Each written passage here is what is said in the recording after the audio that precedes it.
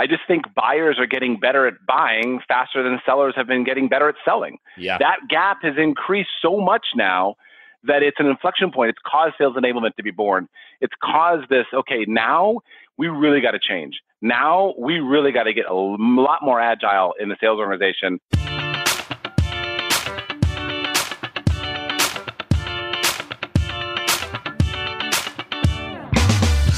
Hey y'all, welcome to Selling with Social, the podcast that helps marketers increase marketing qualified leads, sales reps to shatter sales results, and sales leaders to grow as leaders. Each show, we interview sales, marketing, and social media practitioners, leaders, and influencers to help you connect, close more deals, build stronger relationships with clients, and improve your sales productivity. I'm Mario Martinez Jr. You're now listening to Selling with Social.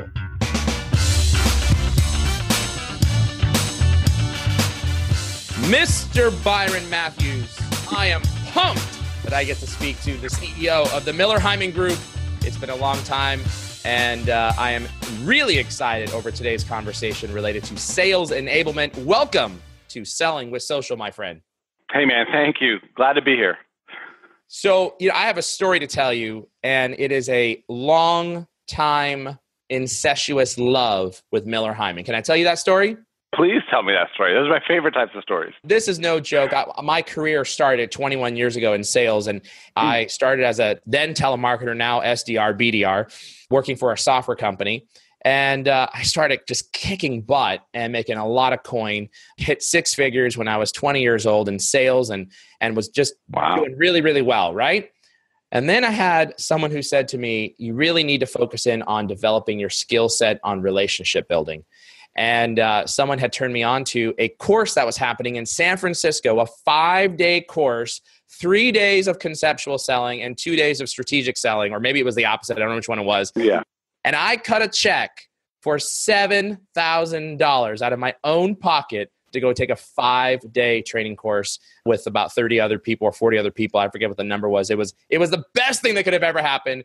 And I will tell you this, 2.5 years ago when I left the role as a VP of sales, I had actually brought in strategic selling, conceptual selling as the books and started using the blue sheets as part of our training program. So I have a very close passion and love for Miller Heiman, my friend. Big ROI on that $7,000. Good to hear it. A very big ROI on $7,000. At the time, I thought, this is kind of crazy. I'm spending so much money. Why would I spend that much money? But I got to tell you, it was the best thing that could have ever happened. But enough about me. I love Miller Heiman, and I am a big fan of what you guys have done.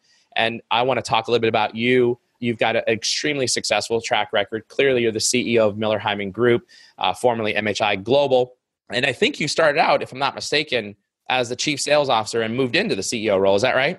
Yeah, it was kind of part of the bigger plan. But when I came on board, we had bigger plans to kind of integrate and kind of transform the business. And so I wanted to start on the front end on the sales side and just really understand our customers and then pivot it into the CEO role. Yeah, no, congratulations on that. And you've been there for quite a while. And you guys are moving and shaking, doing a lot of things. We are.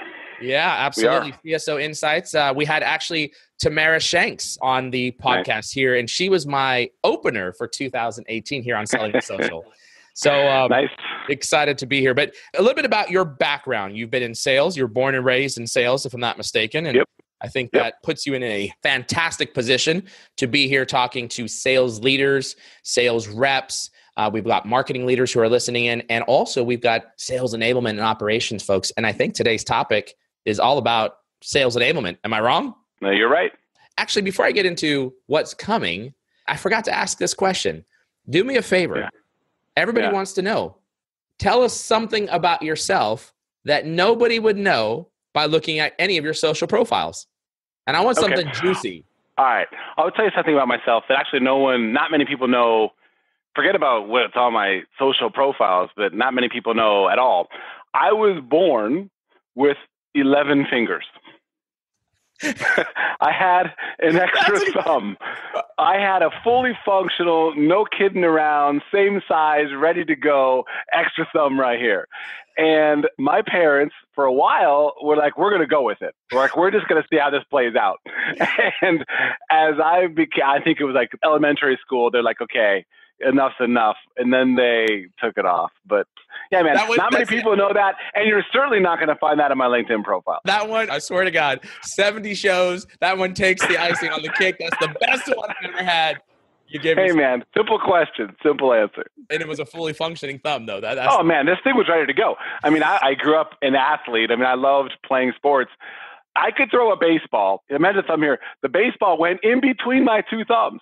So you would see my hand come out and the baseball here, and I would whip it around. It was a nasty curveball. So anyway, here's what it is. I'm sure some of those old home videos. They were awesome. Yeah. They were awesome. Yeah. This is the best part about the podcast is, as you know, I don't give you that question in advance, and I never know what I'm going to get. That one is the best one. So now that all the listeners are listening in, they're going to sit here back thinking, okay, the real deal here. The extra fully functioning thumb. I like it. You might have to give us a picture that we can publish here inside the show notes. We'll see how it goes. Oh, fantastic. Well, listen, you and Tamara Schenk just released a new book out on the market all about sales enablement. And give us the name of it exactly. It's Sales Enablement, a master framework to engage, equip, and empower a world-class sales force. So this is actually pretty exciting, and having had the chance to get some of the information in the book details, excited to actually spend some time talking with you about this. And sales enablement, it's a huge topic in our space, in our industry, relatively new over the last couple of years, I would say. Oh, yeah. But a lot of folks are still they don't understand what to do with this role, with the responsibilities, and more importantly, how important it is to create a more successful sales organization. I mean, I think if we think about the real talk here behind sales enablement, oftentimes I hear when people are cutting back, one of the first areas to go is sales operations and sales enablement. And it just pains me to see that and to hear that because of how important this function is. So do me a favor, what prompted you to write the book? I think I have a feeling, but tell everybody, what prompted you guys to write this book? Yeah, so listen, we work with 4,000 clients a year, operate in over 50 countries, right? So we're seeing a tremendous amount of investments and change in sales organizations of all shapes and sizes, of all different cultures and places. And the one thing that is just so pervasive right now and became such a trend is this sales enablement function. And this idea that all of a sudden, all these companies are spinning up sales enablement teams and peoples and initiatives. And what we started seeing was some commonality around kind of how they were organized, what they were trying to do. So we started researching this, and it just became so obvious that we needed to jump out in the market and put a point of view around what good looks like in this area, because there has been no blueprint. There is no playbook for this right now. And there were some folks kind of going lefts and rights and not really doing things right. And we really felt like it was a way for us to come out with some content to really sort of establish the discipline, if you will. I agree with you. I think if you were to go to any sales leader, any CX, whatever it might be, or even any sales enablement person that's in sales enablement, ask what is the role and the function of sales enablement. You're going to get, if you ask 50 people, you'll get 50 different answers. That's exactly right. I mean, compare that to sales operations and you're plus or minus 10% of the same answer. Yeah, right on the money. Exactly right. And so I think this area is critical. And before I go into talking about some of the key things that the book will give us, outside of the fact that it needs to establish a definition and we need to establish a framework for how organizations can utilize this, what is sales enablement? Yeah, think of it this way. I mean, I think the big miss in all of this is we always started talking about like what it is and what services it provides, and I could definitely get into that. But I think one of the bigger questions to decompose here is, well, why is this happening? Why did this all happen? Why sales enablement? I mean, there used to be the big trend of the sales effectiveness initiatives or a sales effectiveness team. I mean, that's been around for a little while, but this is a whole nother level of that. And there's just been so much change going on the buyer side, which we all know about, which I hope we can get to in a little bit. That's really caused this. And the one core centerpiece of what is changing is selling models are changing. So if you think about product selling, move to solution selling. I mean, shoot, I think Miller Heiman pioneered solution selling in the 70s with spin and all these other different things. And it really kind of moved this idea to, you should really show up and ask some questions before you just start pitching your solution. And that was where methodology started happening. And that created a certain type of way of selling. That's been the predominant way for a long time. Well, it's changed now. I mean, things are different. Buyers are much more complex right now. They're way more informed. Their engagement level is totally different. The precision in which you engage has to be much higher. It's not about information anymore. It's about inspiration now. Well, how do you take a sales force that's not used to that to transform them into being able to engage in a different way? That's why Sales Enablement was born. Well, Sales Enablement at its core is, how do you get salespeople content? How do you turn them into content marketers? Because now I have to be very relevant, very inspiring, very quickly, and I need content analytics and insights quickly. Sales Enablement is that engine that allows that to happen. How do I get trained and get capable to have these more sophisticated conversations with precision? Sales Enablement is the way to do that. How do I actually get coaching services around my leaders to be able to lead a sales army and able to do this? Whether it's inside sales, outside sales, doesn't matter. Coaching services, all wrapped around this explosion of technology. I mean, how many sales tech companies are there out there now? 500 plus. And so Sales Enablement at its core, what is it? It's all about sophisticating a sales rep to meet the modern needs of selling today. I love what you just said. We talk a lot about here at Vengreso. It's the modern buyer requires a modern seller, right? And the methodologies by which we engage with how to go about getting in front of a customer, the prospecting methodology. There's 1,001 ways to skin this cat, but there's no one way anymore, right? The old pounding on the doors, knocking on business parks, calling up and trying to call again, trying to get the decision maker. It is this really omni-channel approach that you've got to take into sales prospecting. And we've got to recognize there's multiple channels, multiple ways. And in some cases, the way to get to an individual is through not just one channel, but you may be using all channels to communicate with a particular buyer. And I like what you said, that we're now in this age where we are having to inspire. Is that the word that you used? Yeah. Yeah, it's not about information anymore. It's about inspiration. Yeah. And then you used a phrase and you talked about salespeople. Did I get this correctly? That we should be thinking as like content marketers? Yeah. I mean, the way I think about it is the level of sophistication of content that allows you to inspire in a conversation is difficult. I mean, like, there's analytics involved, there's insights involved. Salespeople need to be equipped and ready to do that. That's essentially what a content marketer used to do. If you think about, I don't know, maybe 5-10 years ago, the big buzz was we had to align sales and marketing. The sales and marketing needs to be aligned. And that was at a kind of organizational messaging level. The 2.0 version of that now is all about, how does my salesperson become content marketer? How do I take very relevant, very specific, situational fluency content right there at the time to a buyer? That is the job of the new seller. That's what they must do. They can't do that on their own. Sales organizations aren't built for that. The engine that allows that to happen is Sales Enablement. That's why you're seeing so much technology out there which attempts to do this, and B, a group of people, discipline, function that organizes all of that and turns that into actually a capability. Yeah, I mean, like, my gosh, you and I, we could probably sit here for 2 hours just on that topic alone. When I formed Vengreso to collectively form the largest digital sales service provider globally, right?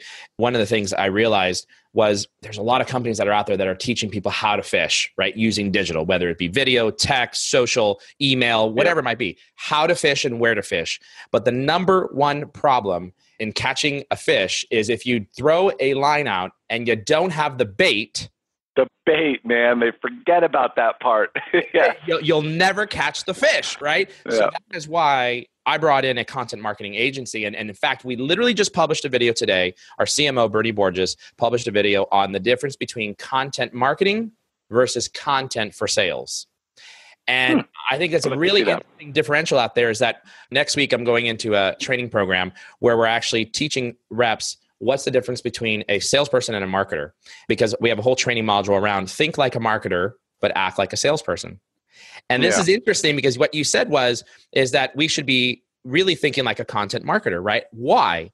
Well, we need to understand where they're at in the buying process, what content would be of value to them, right? So that we can inspire them. And the key difference between a marketer and a salesperson on this one slide that we just finished up is a marketer measures the analytics and the data and the information. The salesperson actually knows how to build a relationship and close a deal. And in today's world, I'm going to say that these two worlds blend together. Like, we as salespeople have got to understand the data. And I think sales enablement really is the job, and the function is, I hope you talk about this in the book and you tell me if you do, but the job and the function is all about bringing together the right information to the sales team and teaching them how to go about using it as bait to fish in the right spot. Yeah? That's exactly right. That's exactly what it is. And again, I think it's important to know what's causing all of this. Why weren't we doing this 5 years ago, 10 years ago? I just think buyers are getting better at buying faster than sellers have been getting better at selling. Yeah. That gap has increased so much now that it's an inflection point. It's caused sales enablement to be born. It's caused this, okay, now we really got to change. Now we really got to get a lot more agile in the sales organization. And that's all about, you're right, you can teach people to do all those things, but you got to have the right bait and you got to have the right execution around it. You got to have the right leadership team and all that. Sales enablement is the answer to that problem right now. So 3 to 5 takeaways that we get from reading this master framework, the book that you and Tamara published. Obviously, this is one of them. Right? Yeah, no, I mean, 3 takeaways. If I think about, you read the book and you think about, if I need to go now, think about sales enablement, what are my takeaways? I would use these big categories. I would say content. We just talked about that. I mean, really, really thinking about how to organize and weaponizing content for your salespeople. Number 2 is the how. The how is still important, right? So you got to teach them how to fish, right? So how is the training services? Now, what are you really going to do to create and to develop the next generation of sales talent? Because, by the way, it's a lot different than what was successful before. I hope we could talk about that, but the salesperson today is much different than the one that was there yesterday. So that training development is key. That's number 2. Number 3, you cannot lose sight of the sales manager, right? The sales manager is the glue in this entire thing, often overlooked. So it's coaching services and development services for the leadership level. And then number 4, how does all of this work with technology? Because right now, the average company has 4 sales enablement tech platforms or solutions, which would include a CRM system. And that's too many. I mean, this stuff's not rationalized out in the market. It's so fragmented. And so how sales enablement can accomplish those first 3 things through a very powerful piece of technology, they got to sort all that out. Those are the 4 things I would say this book really decomposes. You touched on this a couple times in the 4 items that you just gave, and that was the trends changing the selling landscape. And I'm going to guess that you and I probably could spend, again, another couple more hours on this particular topic. Yeah, this is a big topic. Yeah. I got to say, man, a lot of my listeners here on Selling with Social, they're sales leaders, just like you and I. They're sales reps. And one of the challenges that I see is that we talk a lot about what worked 10 years ago, Well, who the heck cares what worked 10 years ago? We care about what works now, right? And the fact that this thing called the internet, this thing called digital, everybody's like, should my people be on it? You remember the days way back when the internet first came out and corporations blocked internet surfing? Yeah, that was hilarious. And now, so I guess the answer then was no, but now it's different. Yeah. It's like, now I think sales leaders are truly getting this concept that, wait a minute, I guess the internet's not going away, right? I mean, my refrigerator is freaking becoming internet enabled. So the access to data and information is so prevalent. But do me a favor, break this down. What are some of the trends changing the selling landscape right now? Well, let's start with some of the things that are pretty basic about, you got to think about it always through the lens of what's happening on the buyer side. I mean, let's be honest. It's easier to innovate on the buyer side because there's less risk, right? If I'm going to all of a sudden, think differently, have different buying processes, involve different people, get information elsewhere. I can do that quickly. And I'm now, as they're changing, I still have old selling models, right? Because if you're going to change a selling model, that's a big investment, big risk. You got to really think about it. So buyers are just innovating faster. So they're just getting, the gap is widening. So stuff that we know, well, they're way more informed. Got that, right? That's obvious. There's more data. Only 23% of buyers even go to a seller for information now. Like those days of, hey, a seller's job is to provide information. Like, no, not anymore. Like that's table stakes. That's a circuit breaker. So if any selling models are all about just asking good questions and just getting in good information and providing, those are antiquated. Those are done, right? So the fact that engagement is so much lower, there's more decision makers involved too. So there's actually more complexity in making big decisions. Engagement's lower. What does that leave in terms of the actual interaction that happens? They're shorter. It's got to be much more precise. And like I said, it's got to be all about inspiration, not information. And so selling models now that used to be based on, and listen, we've innovated our methodologies because of this, but that used to be based on, I'm going to show up, I'm going to ask you some good questions, I'm going to understand your needs, I'm going to go back, I'm going to put my solution together, I'm going to come to you, and I'm going to present this to you. Not going to work anymore. What's still important, and this is a really important passion that I have, is there's a lot of fads out there. There's a lot actually fake news, believe it or not, about no fake news. No, fake news, baby. And here's an example. Here's an example in our face. It's everywhere. It's everywhere. This fake news about, hey, solution selling is dead. That's crap. It's not dead. It's evolved. You can't just show up and start inspiring someone because I'm not going to listen to you unless you have credibility. I got to have credibility with you. We got to have some level of a relationship before you can start inspiring me. So you've got to show up.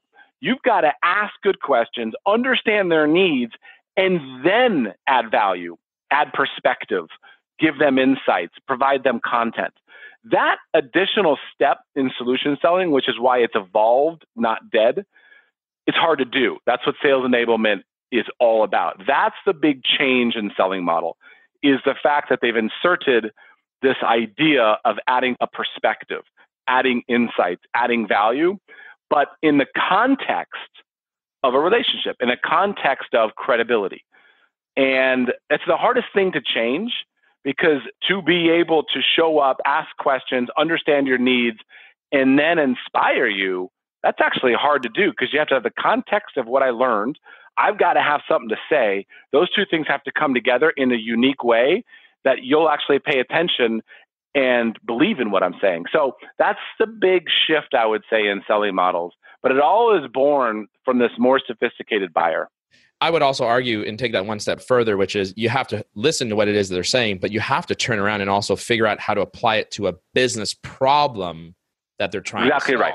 You got to find that content that is going to help you with giving them answers to that particular problem. And so that's the point about that I was trying to make, is saying that solution selling has evolved, because solution selling, consultative selling has always been based on that premise, is understand the problem, right? And that's why, the fake news and the fads about, and I don't do this very often, but this idea of you just come in and start challenging your customer, that actually doesn't work, because you're missing that front part, which is really important, which is you have to listen to their needs. You have to understand them. It has to be in the context of that. If you skip that part and it's just all about the new stuff, like, oh, let's just go add value and add insights and challenge and all this, the buyer's like, okay, you've missed everything. Bye-bye. Yeah. I'll break this down for those that are listening in. And I'm going to give you what I believe is a live example of what you're describing. And so I'm the CEO of Vengreso, yes, but I also, when I am called in to do a call with a prospect, I'm going to take and I'm going to put on the salesperson hat, right? I live, breathe, and die this. So yesterday we were on a very, very high level call with an organization that has thousands and thousands of sellers. And as we're talking about what they're doing and how they're launching a digital selling program, we heard three things that they had talked about. And each time that I heard them talk about the program that they're rolling out, I asked, how are you addressing this, and that? And they're like, well, we really haven't thought about that. I said, what would be really helpful is I have a podcast that I recently did with our chief learning officer that goes over the 10 steps to launching a digital selling program. And it goes over number 5 and number 6 and number 7 I just asked you about. Would that be of value to you if I provided it to you? And she was like, yeah, absolutely. Yeah, I'd love to hear that, right? Then we talked about the ability to distribute content, right, as a salesperson. And one of the challenges that they're having is that salespeople are not adopting some of the technology pieces to be able to push out content into their network. And there's a whole slew of reasons, namely starting with you haven't taught them the value of why they should do that. So I said, what would be interesting is I actually was a keynote speaker for an employee advocacy conference. And the title of that program was Why Sales Thinks Your Employee Advocacy Program Sucks. And I said, would you be open to watching that particular video? Because I think it actually showcases some of the challenges that you're having and how to have some solutions. She was like, I'd love to watch that video. So immediately after the call was done, what I did was that there was 3 major essential items that they were having challenges with. I found the content, right? I knew the content that we had already going, which requires me as a salesperson to read our own content, or at least be aware of the content, categorically speaking. And I sent that as a follow-up. Less than 24 hours later, the response is, I'd love to have a meeting, watch the video, heard the podcast. Less than 24 hours later, can we have a discussion, right? Is that what you're talking about in terms of real application of listening? Exactly right. And content. So, I mean, listen, like you're an expert. Clearly that is perfect. Because think about some alternatives. Without that context, right? You have tons of stuff you could have done, right? I mean, like you have got, how much content and podcasts and information do you have that you could have assumed this person would have needed? Imagine if that would have been your in. Imagine if that's how you would have approached that client or that customer. The odds of failure, high, because you would have probably missed it.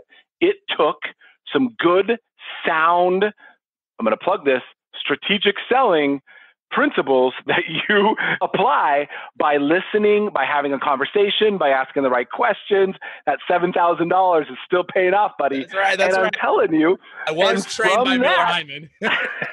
Don't you love it? And from that, you're able to evolve and add the content, add the insights, connect with that buyer in a new way, which will differentiate you with whatever alternative they're considering. Yeah. And it's really interesting to me because, the marketing team works generally very hard at providing the right type of content. Now, one would argue whether, does it map to the awareness phase, consideration phase, and purchasing phase? Does it map to the buyer's journey? There's probably an argument that one could have. But generally, they work pretty hard and they do a pretty good job or an okay job, at least providing content that is answering questions that their buyer personas are looking for. But what's sad is that sales leaders, I'm going to start switching into this talent discussion, that sales leaders think that this thing called like content for sales or content marketing or social is for a different department, AKA your social media manager, AKA your content team. Like, I don't want my people reading content to figure out how to help a buyer. I just want them to call. So I believe that the way we profile salespeople and sales leaders more specifically, because most sales leaders at the VP level and above are 40 and older, which is where you and I are at. And we have to evolve as well. But the question is how is the sales talent profile evolving? What's your thoughts on that? Yeah. So here's what we're seeing. We bought this company from IBM called Talent Analytics and came with thousands of profiles and assessments and data. And we have been able to really understand, what the trends are in terms of talent and talent that's working. So add that to some very recent examples with clients.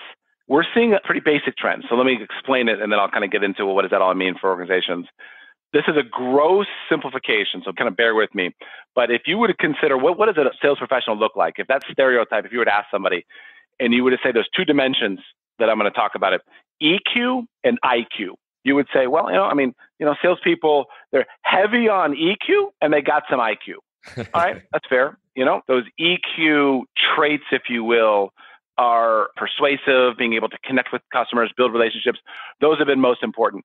In the future, in what we're seeing is that trend move over. IQ, cognitive thinking, cognitive skills becoming really important, and so is EQ. So we're seeing a shift in attributes that are driving more high performance than ever before. So if you take everything related to how these attributes come together for performance, what you're actually seeing is a shift in terms of what great looks like. If you think about 4 categories of attributes, what motivates a salesperson, how they actually interact and how they relate to their customers, things like networker, they team-based, how do they actually connect with their customers, their cognitive thinking and their execution they're actually doing. Those 4 categories, we're seeing more importance and more attributes that drive high performance with IQ and more cognitive thinking capability. Now, again, that doesn't mean that the things like interaction and motivation and execution aren't important, but we're just seeing a more shift. That should make sense for what we talked about before. Because if you think about what we were talking about before, how do you turn these salespeople into content marketers? How do you get them more sophisticated? How do they really drive more value in the sales process? That's really hard to do. And so those take different level of traits. We're seeing the IQ portion increase. And real world application of this IQ, you just mentioned a couple things like, thinking of through content, thinking of analytics, like what's working, what's not working. Am I getting responses? If I'm not getting responses, based on a messaging that I'm sending out, then I have to control alt reset, not just continue to cut and paste, right? The same message to another 1,000 more people, right? Is that what you're thinking of in terms of like the IQ that you're able to truly as a salesperson assess, is this working the way I'm reaching my customers or not?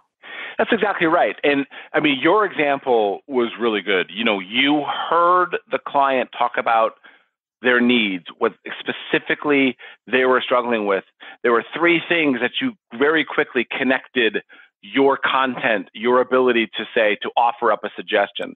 So if you think about cognitive thinking, like your ability to adapt, your analytical skills, your resourcefulness, your learning agility to be able to read and understand things and evolve quickly. That's what I'm talking about. It's those types of attributes. And, we assess sales teams all the time. And we've got these assessment tools that kind of break all these different things down. We use simulations. So provide selling simulations, and it'll very quickly be able to break down your ability to think about what resources you have, or what analytical capability you have, or how do you think about the agility around what different decisions that you need to make. So that's kind of how we go about it. But again, what we're clearly seeing is the people that are firing the kind of strongest in those attributes are directly tied to high performance. Yeah, well, it's kind of like the way I think about this is, I think the number is there's about 700 different apps in the sales tech stack, right? And so there's a lot of organizations who are getting a lot of technology that is necessary and required, by the way, necessary and required to be more effective as a salesperson. But the challenge that I see going on to the IQ cognitive thinking component is that a fool with a tool is still a fool. Right? And the issue that I see is, for example, video and one-to-one video messaging is super hot. It's super effective. But, like I'm going out next week and we're training one of the largest video collaboration companies in the world and their sales organization. And it's not on where do you click at and how do you actually use the product. The product training is done. They've got the product training. Now we're going in and we're teaching the skill set of actually how to create a video message that is an irresistible message that gets your prospect or buyer to want to respond. I'll give you a real life example and then tell me if this is what you're thinking of. But a real life example is one of the things we use in our video sales training program is when you open up a message. There was a study that was done by Vanessa Andrews that talked a lot about, the difference between a TED Talk video that went 20 million people versus, 20,000 people. And there were several unique components and things that I didn't even realize that I did myself and that some salespeople do innately as well. But when you leave a video message, as an example, I would say something like this, Byron. And for those of you that you're obviously not watching it, you're watching us speak to each other right now. But I would say, hey, Byron, there are 3 things. And when I say the word 3 things, I'm holding up my fingers, 1, 2, and 3, right? There are 3 things that our sales leaders are challenged by. Number 1, number 2, and number 3, right? And mentally speaking, this is that cognitive part. that you realize that if I show the number 3, that number will now be committed to that individual's memory. And they're now looking to hear and listen and watch for the 3 things, right? And now all of a sudden, they're like, yes, yes, yes. As soon as you say 3 things that are going to help you, like the brain all of a sudden says, oh, yes, you want to help me? Yes. What are those 3 things? Right. And that's where that cognitive thinking comes in, is how do I now take the skill of the tool of using a video messaging platform, which the one we recommend is onemob.com. But regardless, whatever you use, that tool, and then applying the skill set to what actually would work that would attract your targeted buyer. That's the cognitive thinking I think you're talking about, right? Completely agree with you. 100%. So what we're seeing is just more importance placed in those attributes and being able to do that. But how do you recruit for that? Now, here's where the challenge I would say is, and you tell me, leaders may not have this skill set. The science of selling has increased, and it has arrived. And so therefore, you've got to treat it like science. We're doing more assessment work than we ever have in the history of this business. And so, there are assessment tools that you deploy at this. So not just about who you're hiring, but also your own people, and understanding where do you make investments and how do you make investments and what do you have to performance manage versus what are you actually, really making investments in, and where do you start? And so we're working with a Fortune 50 company right now that's got thousands upon thousands of salespeople all over the world. And we've baselined everybody and, assessed everybody and measured that against what high performance looks like, and found these different profiles for all these different job roles and job families. And literally that is now the base of all of their recruiting and all of their performance management and performance development processes internally. That's putting science to this thing. That is not what all companies are doing right now. Still, there are a lot of companies that are just hiring based on a job profile someone writes out on a piece of paper. Yeah. They're not applying as much science to it. But the ones that are your highest performing organizations. There's no doubt about that. Yeah, gotcha. I definitely agree with you. And I love the idea that you guys are performing these assessments on the skill set part of the people to figure out. Oh, yeah. Right. First off, and tell me if you agree with this, in the changing evolution of today's modern buyer, the modern seller needs to develop the mindset that, guess what? Times have changed. Exactly right. It doesn't mean the thing that we always have conversations with clients about, and specific sellers when we're in there, on the ground working with people, where it's like, oh my gosh, I am so good at the interaction attributes and being able to relate. I've got great individualizer type of attributes or networker attributes. Hey, that's awesome. And it'll always be good. Just because maybe your, adaptability or your resourcefulness, that's not necessarily your strength right now, doesn't mean it doesn't have to be. It just means we got to develop it. And it has to be then part of your sales leader cadence and the way you're coached and the way that you're developed. It's about recognition of what works today. Start with that. Be honest about that. Be honest about what you have as an individual or as a leader, your team, and begin a thoughtful, scientific path to success and to growth. That is possible. And the companies that we're working with that actually look at it from that perspective are outperforming the ones that aren't. That's simple. And that's the real thing. I love it, man. People can't see us talking to each other right here, right now. Right. But I am so freaking fired up over this conversation. And I never have done this in the history of selling with social. You will be the first person that I offer this up to. And I hope that you say yes. We have so much more that we could talk about, specifically when it comes to the role of technology and how that plays in sales and sales enablement, the changing landscape and evolution of the modern sales manager. Here's what I want to do. We're running out of time and my appetite is wet. I want to welcome you back for another call. Join me on the Selling with Social podcast in another month or 2 from now, maximum, so that we can finish this discussion. Will you join me? That's a deal. Let's do it. Because I really want to get into the tech stuff. There is a revolution coming with sales tech that I want to talk to you about. Then in that case, then we are going to tee up that podcast. So for those of you listening in, make sure you subscribe to Selling with Social. And we will be coming back with the great Byron Matthews, the CEO of Miller Heiman Group, talking about tech and sales and where that's going. Byron, before we leave here, do me a favor. If someone wants to get a hold of you, what's the best way to be able to connect with you? Can they tweet you? Can they connect with you on LinkedIn? Or what's the best way? Well, they could definitely connect with me on LinkedIn. I mean, for sure. So message me, connect with me. Let's get it going. Not a problem. Also, before we close out here, I love to ask this question of all my guests. It is the final question I have for you, my friend, and that is your all-time favorite movie. What is it? All-time favorite movie. Now, I'm a big top 5 guy. So really quickly, here's what I'm going to do. I'm going to give you my top 5, and then I'll give you my all-time favorite in there. But the top 5 is important context. I'll do it quickly. Braveheart, Star Wars, Almost Famous, Garden State, High Fidelity. An all-time favorite would be Almost Famous. Almost Famous. I haven't had that one. I feel a little sheepish to say this, but I don't know what that movie is. Hey, man, check it out. Check it out. It's a great movie. Now I have to check it out. Absolutely. Byron, it has been a freaking awesome pleasure to have you on Selling with Social. Some great insights, and we will have you on the show in the coming month or so. That'll be the first time in Selling with Social history that we do that. Thanks so much for joining me on that episode of Selling with Social. I hope you found as much value in that episode as I did. Here's what I want you to do next. Please go to www.vengreso.com. That's VENGRESO.com. VENGRESO.com. And make sure that you get access to our content. We've got the latest and greatest in digital sales, sales training, content marketing, and social selling strategies that are going to help you grow your sales pipeline.